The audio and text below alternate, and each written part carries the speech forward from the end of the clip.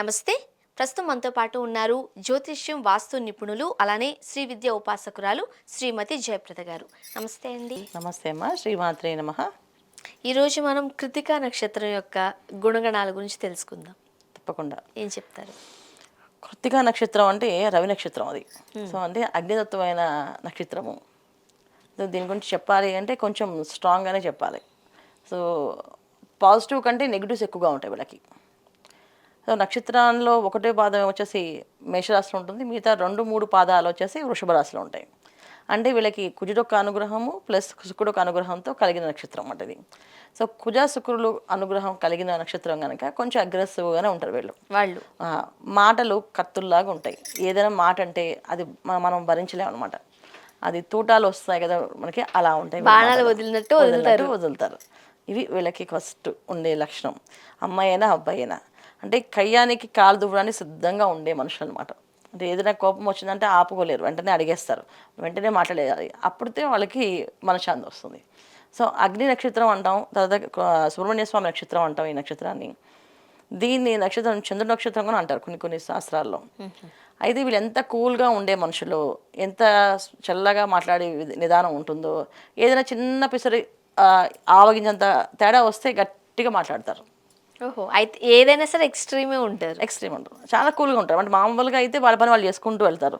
వాళ్ళ పనిలో ఎటువంటి ఇబ్బందులు పెట్టకుండా వదిలేస్తే వాళ్ళంత మంచి వాళ్ళు ఎవరు ఉండరు. వాళ్ళ పనిలో ఏదైనా కావాలని సరదాగా ఒక మాట అంటే అది ఆవగింజైనా సరే దాని మధ్య తూటాల్లాగా వాళ్ళు మాట్లాడతారు. ఇంత అగ్రెసివ్ పీపుల్ ఏ ఏ రంగాల్లో రాణిస్తారు? అన్ని రంగాల్లో రాణిస్తారు, అన్ని రంగాల్లో సగం సగమే వచ్చేస్తుంటారు. ఎందుకంటే మన కోపమే మన శత్రువు కదా. కోపంతో భరించలేక మాట్లాడితే ఏమవుతుంది, శత్రువుగా మారుతాం మనం.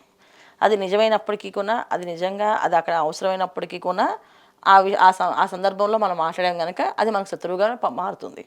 ఇది ఎక్కువగా వీళ్ళు నిజాయితీగా ఉంటారు, నిజాయితీ పరులు, మంచివాళ్ళు, ఎవరిని బాధపెట్టాలనుకోరు.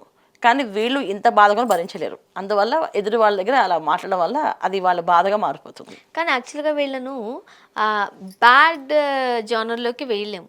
మీరు చెప్తున్న దాన్ని బట్టి మంచి వాళ్ళు వీళ్ళు. అవును, కాకపోతే కాస్త సెన్సిబుల్ హార్ట్ అనమాట, చాలా సెన్సిటివ్గా ఉంటారు. సో వీళ్ళని మనం వీళ్ళతో మనం ఏ పనైనా చేయించాలంటే చక్కగా వాళ్ళని పొగుడుతూ ఉంటే అన్ని పనులు చేయగలుగుతారు. అంటే మీ తప్ప ఎవరు చేసేవాళ్ళు లేరు, ఇదంతా మీరే చేసి పెట్టాలి కాస్త అంటే చక్కగా వాళ్ళకున్న ఆలోచన విధానం ఎలా ఉంటుందంటే, ఒక విషయాన్ని తీసుకుంటే దాన్ని ఎలాగైనా సరే ఏ కోణంలోకైనా వెళ్ళి దాన్ని ఎలాబరేట్ చేసుకొని దేన్ని వాళ్ళకి అనుకూలంగా అందరికీ అర్థమయ్యే విధంగా తయారు చేసే సామర్థ్యత ఉన్నవాళ్ళు. ఎందుకంటే రవి నక్షత్రం కదా అది. సో రవి నక్షత్రం అనగానే లీడర్షిప్ క్వాలిటీస్ ఎక్కువగా ఉంటాయి. సో ఏ పనైనా చేయాలంటే ఆ తెలివితేటలు బ్రహ్మాండంగా వస్తాయి. అయితే వాళ్ళకి మనం స్వేచ్ఛ ఇవ్వాలి. తర్వాత వాళ్ళని ఒకవేళ అది బాగాలేకపోయినా దాని మీద మనం ఏ ఏ సందర్భంతో కన్నా ఎక్కువ మాట అనకూడదు. అంటే కనుక మొత్తం పోతుంది, చేసిందంతా పోతుంది అనమాట. అదే అంటారు, ఇలాంటి వాళ్ళు ఉద్యోగం చేస్తారా, చాలా వ్యాపారాలు చేస్తారా? చాలా ఉద్యోగాలు మారుతూ ఉంటారు నాన్న. వ్యాపారాల్లోనే ఉంటారు ఎక్కువ. వ్యాపారంలో కూడా వీళ్ళు కొన్ని వ్యాపారాలు పార్ట్నర్షిప్ బిజినెస్లో కాస్త గొడవలు రావడము, వీళ్ళు మళ్ళీ వచ్చేయడం వెనక్కి. అయితే వీళ్ళకున్న బాధ ఏంటంటే వాళ్ళు ఎక్కడికి వచ్చేసినా వాళ్ళు జీరో నుంచి మళ్ళీ స్టార్ట్ చేసుకుని వస్తారు. అదొక ధైర్యం వాళ్ళకి. నేను గెలవగలని, నేను సాధించగలను అని చెప్పేసి, నాకు భగవంతుడు అండగా ఉంటాడు అని చెప్పేసి. ఖచ్చితంగా మంచి వాళ్ళకి దేవుడు ఇప్పుడు అండగా ఉంటారు. అయితే ఏంటంటే ఇప్పుడు మనం ఏదైనా మాట్లాడితే నలుగురిలో కలుపుకొని చేసుకునే తత్వం అనేది కొంచెం తక్కువగానే ఉంటుంది, ఎక్కువ కాదు. కొంతమంది చాలా చక్కగా మాట్లాడుతుంటారు. ఇందులో అమ్మాయిల విషయంలో వచ్చినప్పటికీ అమ్మాయిలు కోపం వచ్చినా మాట్లాడినా ఆ తర్వాత మళ్ళీ వాళ్ళు కూల్గా మళ్ళీ ఆన్సర్ ఇచ్చేసి మార్చేసుకొని వాళ్ళకి అనుకూలంగా మార్చేసుకుంటారు. అబ్బాయిలకి పాపం ఆ టాలెంట్ తక్కువ, అమ్మాయిలకి ఎక్కువ టాలెంట్ ఇది. సో మరి ఇలాంటి వాళ్ళ యొక్క ఆరోగ్యం ఎట్లా ఉంటుంది? అంత కోప్పడకూడదు కదా. ఖచ్చితంగా ఆరోగ్యం ఇబ్బందిగా ఉంటుంది కదా. ఎప్పుడైనా సరే ఎక్కువగా హెవీగా మనం ఏదైనా మాట్లాడినా అంటే దీంట్లో మనం ఆరోగ్య విషయంలో తీసుకుంటే ఎక్కువ మంది ఫుడీస్ అనమాట. ఇందులో ఎక్కువగా ఫుడ్ కూడా చాలా ఇష్టంగా వారు తింటుంటారు. కొంతమంది టైం గ్యాప్ లేకుండా తింటుంటారు. ఏదైనా ఈ టైంకి తినాలంటే ఒక అరగంట టైం గ్యాప్ వచ్చిన దానికి వెళ్ళి ఒక చాయ్ తాగేస్తే ఏదో బిస్కెట్స్ తిందాం, లేకపోతే ఏదో తిందాం, ఏదో ఒకటి. కొంతమంది ఫుడీస్గా కొంతమంది ఉంటుంటారు, ఏది పడితే తిన్నాము. రెండోది ఏంటంటే కొంతమందికి బ్యాడ్ హ్యాబిట్స్ కూడా ఉంటాయి బాగా ఈ నక్షత్రం వాళ్ళకి. ఆ బ్యాడ్ హ్యాబిట్స్ వల్ల వీళ్ళకి వచ్చే ప్రాబ్లమ్స్ చాలా ఎక్కువగా ఉంటాయి. కొంతమందికి వాళ్ళ అనారోగ్య సమస్య కంటే కొంచెం మానసిక సమస్య ఎక్కువగా ఉంటుంది. మనసు ప్రశాంతంగా ఉండదు. వీళ్ళు మంచి వాళ్ళు కాదు, వీళ్ళు చెడ్డవాళ్ళు. కొంతమంది భయస్తులు ఉంటారు. వీళ్ళు నాకు ఏదైనా చేస్తున్నారేమో అనే భయం ఉంటుంది వాళ్ళకి.